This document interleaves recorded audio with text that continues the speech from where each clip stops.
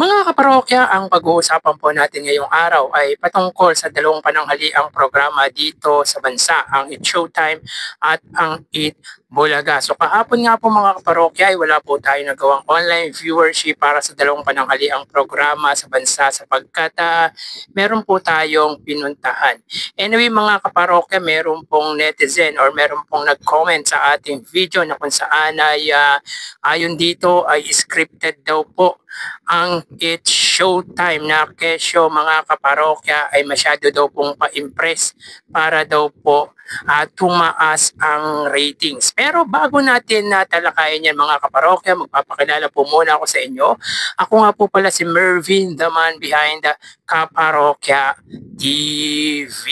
So yun nga po mga kaparokya, bago natin umpisahan ang ating main topic ay pag-usapan po muna natin yung nangyari sa dalawang pananghaliang programa kahapong episode. So ang Showtime po mga kaparokya ay nagkaroon ng award. Kumbaga mga kaparokya, ni-recognize po nila yung mga nangyari sa pananghaliang programa ng ABS-CBN sa loob po ng 16 na taon. Ito po ay parte ng kanilang 16th year anniversary. Pero magkaganon man mga parokya, hindi na po natin i-detalye. You can check naman po sa kanilang Facebook account or main YouTube channel yung naganap nga po sa It's Showtime kahapong episode. Samantala mga kaparokya, upon checking or upon watching sa may Eat Bulaga last episode, kahapong episode mga kaparokya, sila po ay nakapamahagi ng total of 150,000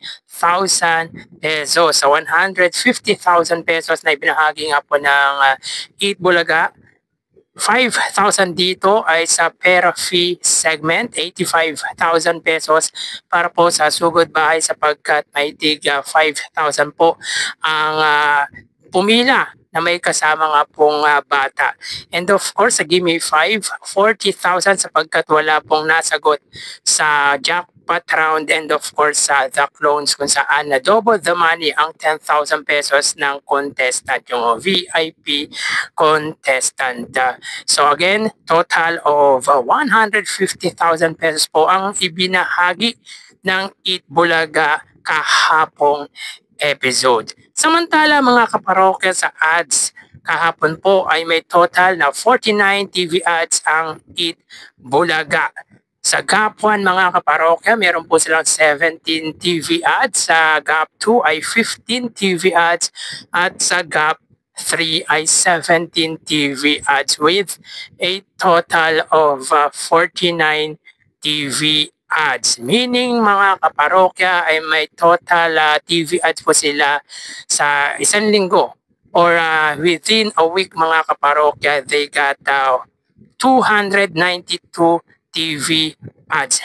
Ibig sabihin mga kaparokya ay nasurpass po nito ang 284 ads na lumabas or nakuha nila last week. So nung Lunes mga kaparokya may 48 ads, nung Martes ay 38, 59 naman po nung Miyerkules, 48 nung Huwebes, 50 ads nung Friday, and 49 ads nitong last episode with a total of 292 TV ads. So ito na po ang pinakamataas na ads ng Eat Bulaga, buhat ng matagal-tagal din po nilang pagbaba pagdating sa TV ads na naaabot o nakukuha nila araw-araw. Samantala mga kaparokya, may nag-comment nga po sa previous upload po nating video na kung saan ayon dito mga kaparokya ay masyado daw pong pa-impress ang It's Showtime at scripted daw po ang nasabing noontime show ng madlang people. Pero bago yan mga kaparokya, sinashoutout ko po muna si Irene Quiles. Ito po ay masugod nating viewers na araw-araw pong nagko-comment sa ating video. Thank you so much sa palaging panonood ng aking video. So basahin natin mga kaparokya ang comment na ito, na pangalanan na lang po natin na Timbol. Huwag na po natin ibigay yung pangalan, yung buong pangalan para at least meron po siyang privacy. So sabi niya dito, masyadong scripted ang It's Showtime. pa-impress sa tao para sa cloud. Well mga kaparokya, hindi naman na kailangan ng cloud ng It's Showtime. Kumbaga talagang well recognized naman po ang It's Showtime. Sa ratings, bakit? Anong matutunan ng tao sa mga kung kahit hindi tamang sagot, ginagawang tama ang maling sagot? Sapat question, bakit pinapadali? Yun ba talaga ang tamang tanong? Okay yung namimigay sila ng 1 million, laking tulong yan. Pero kahit maganda ang hangarin nila, mali pa din na kahit mali ang sagot sa paikot na question, ginagawang tama. Tingin ko hindi tama yun.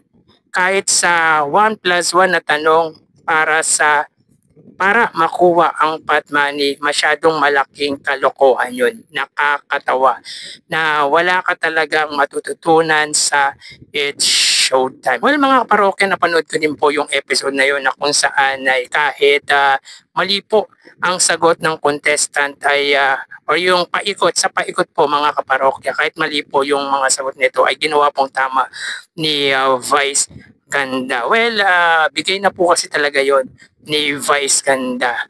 Nga lang nakukuha ko naman po ang point nito mga kaparokya sapagkat may young audiences po sila na nanonood. Siyempre, misinformation nga po yung binibigay or yung ginawa ng It's Showtime. Pero given na yon sapagkat gusto lang talagang makatulong ng It's Showtime or ni Vice Ganda sa mga contestant. Dahil ang mga contestant na ito or yung mga respondent na ito mga kaparokya ay ito yung mga apektado ng bagyong Tino if I'm not mistaken. Basta yung naging apektado ng bagyong Tino. Ang Eat Bulaga never ginawa ang ganyan. Masyado bang pressure ang It's Showtime?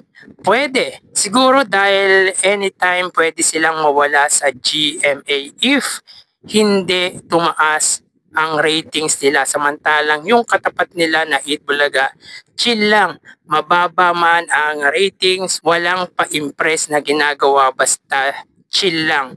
Ang layo ng dalawa, ang isa go with the flow, ang isa naman ay ang isa pa-impress na wala naman sa lugar. Well mga kaparokya, ang take ko naman po dito sa dalawang noontime show ay iba-iba naman po ang approach ng dalawang pananghali ang programa. Minsan na-adapt ng It's Showtime ang comedy na ginagawa lalo na po ni Vice Ganda sa mga comedy bar.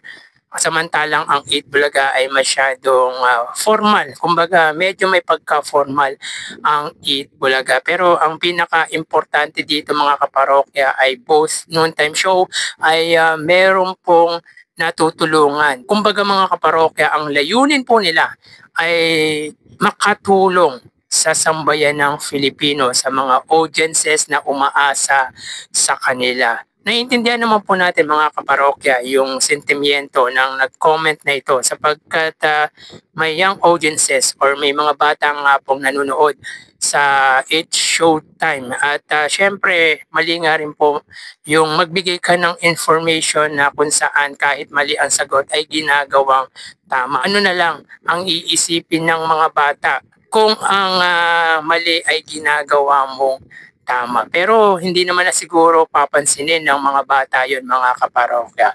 And yung sinasabi nitong 1 plus 1 ay talagang bigay na lang po yun. Kahit hindi na po yun ang tamang tanong ay binigay na po ni Vice Ganda dahil gusto nitong makatulong sa contestant na naglaro nga po sa jackpot round ng Laro Pig.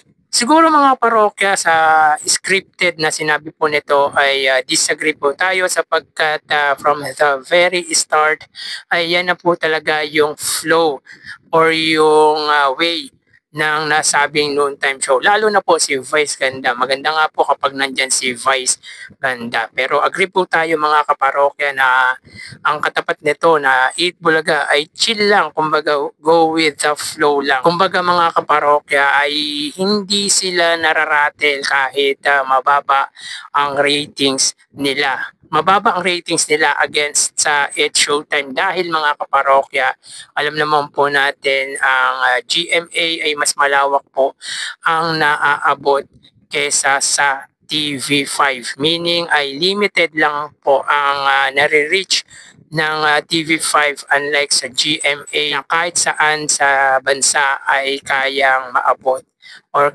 mapapanood. At isa pa nga po sa problema ng TV5 mga kaparokya ay yung signal, masyado pong mahina ang signal ng TV5. Kaya sana mga kaparokya ay ayusin ng may-ari ng TV5 na si Manny V. Pangilinan ang signal at palawakin ang naaabot ng nasabing TV network na sa ganon ay kaya na pong makipagsabayan nito sa katapat na TV network in the near future. Pero mga kaparokya, hindi pa rin po natin masabi na mababa ang ratings ng Eat Bulaga sapagkat 3% yan na po ang pinakamataas na ratings para po sa TV5. Sa mga programa po ng TV5, ang Eat Bulaga po ang siyang nagre-rate. Kaya sana mga kaparokya ay magawa ng paraan po ni Manny V. Pangilinan na palawakin at palakasin pa po ang coverage, ang signal ng nasabing TV network. Na sa gayon mga kaparokya ay kayang-kaya na po nito makipagsabayan sa GMA network. At hindi naman po siguro nagpapa-impress ang It's Showtime sapagkat yan ang flow, yan ang way ng entertainment na ginagawa nga po ng It's Showtime, lalo na po pag nandyan si Vice Ganda. Baka na misinterpret lamang po ng commentor ng video po natin yung ginawa ng It's Showtime. Pero nakukuha naman po natin yung point na ito ni Timbol.